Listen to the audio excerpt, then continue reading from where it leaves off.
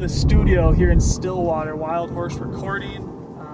They are recording an audiobook version of The Long Road East, and now we're going to go meet a guy named Daryl, who's the owner of the company. He's going to show us around a little bit, do all that fun stuff. It should be cool.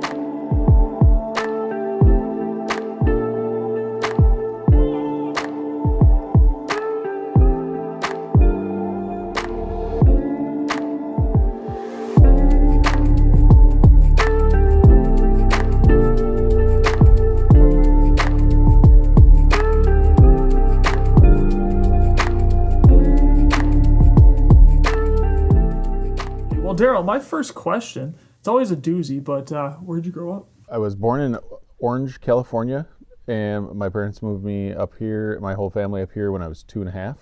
So I've been in Minnesota for roughly 40 years. I'm 42. I grew up in Shoreview, Minnesota, which is just a suburb of St. Paul, north of St. Paul. What kind of personality did you have? Were you a bookworm? Were you a jock? Did you dress up like a witch or a goth or whatever they call it? I was friends with kind of both sides, the dorks and the popular people. I was kind of right in the middle, and I was in the marching band. So I was considered a band geek, if you will. There was other words they used, but we'll just stick with band geek. You know what's funny about that is everyone I interview, I wouldn't say everyone, 90% of people, they are almost friends with everybody because it's like, I don't know what it is. And then later on in life, they end up, being entrepreneurs because I think they can relate to everybody. As opposed, they haven't been necessarily beat down by society or their peers, but then they haven't had everything given to them. It's really interesting you say that. After high school, did you go to college? Did you go to work right away? What'd that look like? I did. I went to St. Cloud State University for percussion performance. Like many people that go to college at 18 years old, I probably got involved with just like freedom, let's call it. And I ended up dropping out after the first year and realizing that wasn't really what I wanted to do. It wasn't my community of people that were in the orchestra. They were much more, I guess, studious, and it wasn't me. I never really excelled in the academics and school. So after that college, I went to college at St. Paul Tech. I went there for machine tool technology, which is like machinist. After about 6 months to a year of that school, I realized that they were just training us to program CNC machines. And at that time, I was just like, this is totally not the creative thing I wanted to do. 9/11 happened when I was in that school. And the teacher said, oh, apparently our country is being under attack, so you guys can leave for the day. And I left for the day and I never went back. So then, however you want to answer this, how did you get involved with Wild Horse Recording? Like, what made you start what I'll call a recording company or an audiobook recording company? I went to McNally Smith College of Music and I enrolled in their music business program. I did finish that college and I joined a band and I was playing drums for a band. In my mind, we kind of hit the limelight. We were opening for roughly 5,000 people a night. And our band manager asked us a really critical question. What is one thing that you want in life? And I just answered very honestly. I said I wanted a family. Yeah. And a few months later, we basically quit the band. I did anyway. Actually, the whole band kind of disbanded. I moved my creative process to engineering.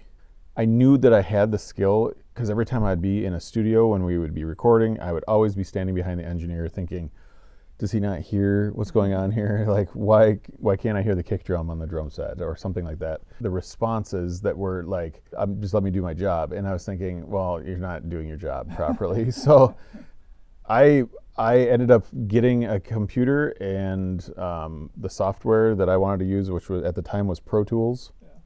And I started learning Pro Tools. 10 years ago, I made the change to Logic Pro. And that was a big deal because I learned on Pro Tools and then you have to learn an entire new software. A guy who went to Berklee School of Music for audio engineering, I hired him to teach me what he learned at Berklee School of Music. So for, I think it was about 2 years, every week he would come over and spend 2 hours with me and teach me Logic Pro. Mm-hmm. And that's when I decided, or I realized that I really loved it. And I genuinely had a passion for it, and it wasn't work to me ever. And it's still to this day, it's not really, mixing music is not work to me. That's the fun thing. Sure. So then we got music recording. We have audiobook recording. Is there anything else Wild Horse offers? Podcasting. We do offer that, and I do periodically do that. I do editing for podcasts, producing the albums, and then working with publishing companies is the main core of the business. How much, if someone produces an audiobook with you, can they roughly expect to spend? A common business-to-business book I have noticed to be roughly 30,000 words. Those are roughly just under $3,000. So I don't know, $2,800 would be kind of an average in that realm. Then you have memoirs that seem to be closer to the, let's just say, average 50,000 words, and those are in the $5,000 range. And then you have your novels and stuff that can be 100,000 or more words, and those are starting to get pretty expensive.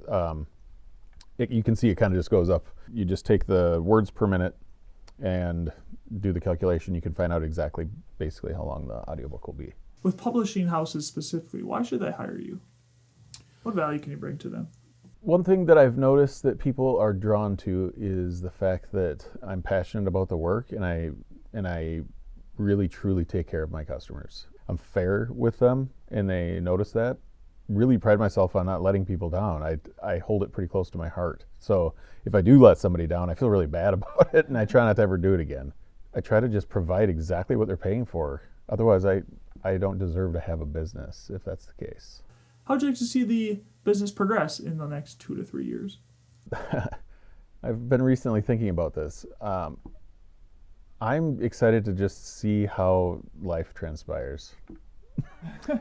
I'd like to see what opportunities just show up naturally, because when you push them really hard, you basically set yourself up for being disappointed a lot. I think when you do the right thing, the universe will give you what your dreams are. I think that we kind of create our reality through our dreams. That's like a philosophical answer to your question. I actually agree. I actually agree with it though. Okay. Whenever I've tried to like force things, like I'm going to work harder or whatever, it doesn't work out. But when it sounds terrible, sit back and do nothing sometimes, things happen. I don't know how to explain that. But to answer the question more practically, continue to build more relationships with publishing companies. I create a lot of value for them, and it's kind of hard to show them that value. It takes a lot of energy to show them the value. So I have to be able to get on the phone with them. I have to be able to get on Zoom meetings with them and talk with them and show them like, hey, audiobooks are a big chunk of the market of books sold. And if you're a publishing company, shouldn't you be offering an audio service as well? And we don't know how to audio engineer and we don't have the equipment. Well, that's where I come in. I can offer you the service. You can add it to your list of services. I can keep my name out of it, and it's a white label. And now you have an audiobook service, and you have all this equipment, and you have a guy to run it. Yeah.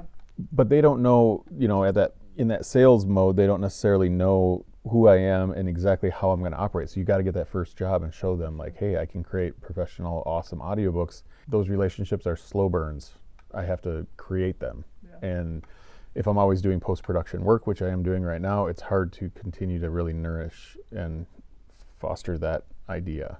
And so that's my challenge. Well, I'll do my part, Daryl, to tell that story so that you don't necessarily always have to. You know what I mean? Like sometimes people will do is like if they have a Zoom meeting or a meeting with someone, they'll send this article out prior. Just like, hey, here's a quick little 5-minute article.